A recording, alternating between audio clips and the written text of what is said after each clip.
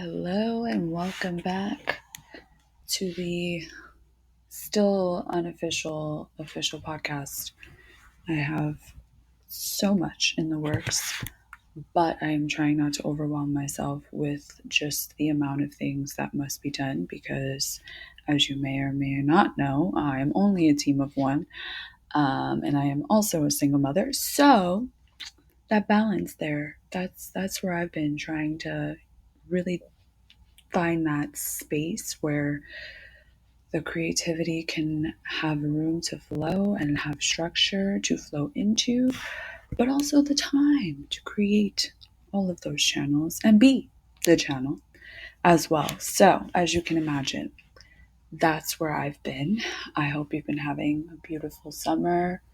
I hope you've been embracing this definitely wildly expansive energy that we've been under this past month. Especially July was just wow, 11:11 on the clock.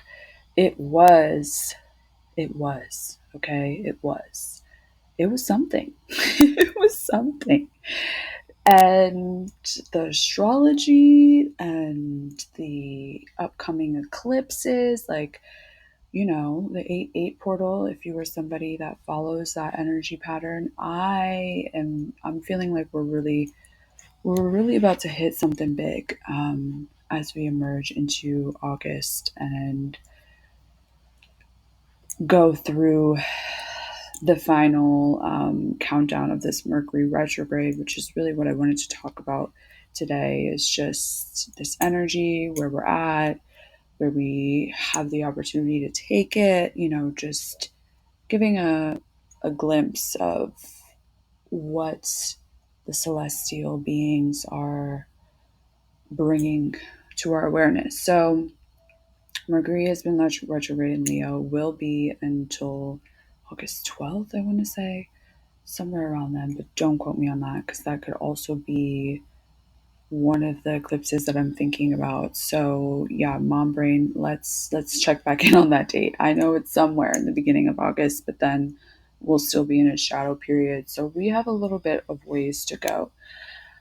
This Mercury retrograde is in Leo, which, funny enough, 2 years ago is exactly where the Venus retrograde was happening. So as you can see with this Love Island stuff, with all of these, relationship stuff, it's bringing up a lot of those themes and those, energy shifts that were started during that Venus retrograde in Leo, summer 2023.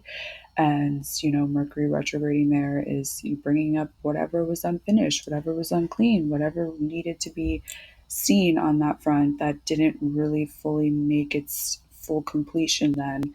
So that was also when the North Node had first went into Aries. So that was an initiation that we've been under for the past 2 years. And this Mercury retrograde was like, oh, you thought that was, oh yeah, let's bring it up. Let's bring a little flair. Let's bring a little drama. Let's bring a little chaos. Okay, let's open the curtain. Let's reveal what's backstage in all of these parts of your life, especially wherever Leo is in your chart. Okay.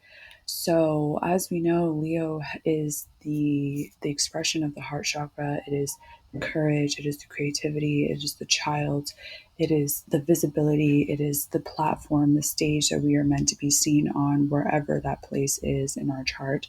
So, with Mercury retrograde here, I've been really feeling like a lot of us have been, trying to understand our own relationship with our visibility, trying to understand our own relationship with the way that we are wanting to be seen and heard and honored and celebrated at this time. So there's a lot of us that are like, you know what? Maybe I need to turn it up here, actually. I don't think the problem is turning it down. I think it's the turning the knob up. There's some things here that I have been kind of sitting on or just, quietly, just simmering with, but not really bringing to the full light. And Leo is ruled by the sun, baby. So we are in Leo season. The sun does not like to be hidden, okay? So we are being encouraged to figure out what parts of us that we're still feeling more comfortable hiding, what parts of us are wanting to be seen in a different stage, in a different light, needing a different environment, needing a different platform, like pivoting to wherever we're feeling our energy being called to move, So that's what I talked about in my last new moon in Leo message. If you did not see that one, was a lot of creatives, artists, visionaries of all kind, talking about pivoting, talking about these creative changes that they've been going through, talking about what does it mean to actually be seen? What does success actually look like and feel like to me? And especially in a way that isn't just about the ego, like what does it mean to be centered in purpose and to bring that purpose to the platform that it's meant to be on? Maybe it's not I'm meant to be on Instagram. Maybe I'm meant to be on YouTube. Maybe I'm meant to be on Substack. Maybe I don't want to be on social media. Maybe I want to find a whole new avenue of doing this and visibility in a different way. Maybe I start a podcast. It's just we have the world at our fingertips when it comes to the expression of our creativity right now with the internet, with all of these amazing and crazy, like these channels that are open to us and free to get on and use and share and express, even if it's not for, professional. Maybe it's just for your heart and your soul to be like, I want a place where I can see myself and I can look back on the things that I've done and this stage of my life in this season, and just to give myself the ability to have a voice and not feel like oh, I don't have this amount of following, so I shouldn't really be posting. No, no, no, no, no, baby. This is your world. This is your stage. There are no rules around who or what you can be in your own stage, in your own life, in your own movie. So a lot of us right now are maybe being called to sit in the director's chair, or maybe get in the producer's chair, get into the writer's chair and start rewriting some scripts here. Like there's so much that we have within our own lives that require us and are opportunities for us to feel more emboldened and feel more courageous in just taking on a different seat, taking on a different chair, and trying it out for size, just for the fuck of it, just for like, what does it feel like to rewrite a new story and a chapter in my life and just write off the new one and start something different? Or what does it feel like to actually show up as a content creator or show up as a writer or whatever that title that you've shied away from your whole life, like really taking on because it scared you, or you felt imposter syndrome, or you just felt like, who am I to embrace this side? Baby, you are who you say you are, okay? So this is the time for you to really go deep, go into that contraction, go into that resistance, meet it there, call it home. Most likely it is a younger version of you. So this is also a time where play, imagination, all of those things are amazing tools to just get into that yummy, deeper side of you that was wild and free at one point and had no restriction and had no criticism in its mind. And reparents that point of view too, whatever that part of you, that inside inner child's teenager, wherever that rift happened, giving it that love, mothering it, fathering it, saying, hey baby, I'm so sorry that you didn't get that stage then, but hey, I'm here to give it to you now. And that's why I talk about reparenting so much, because it's so powerful. And so many of us have these wounds within our caregiving that become, fractures in the way that we're able to see ourselves, allow the world to see us. And this is the work. This is the real work when it comes to creating and sharing and expressing your heart and your purpose.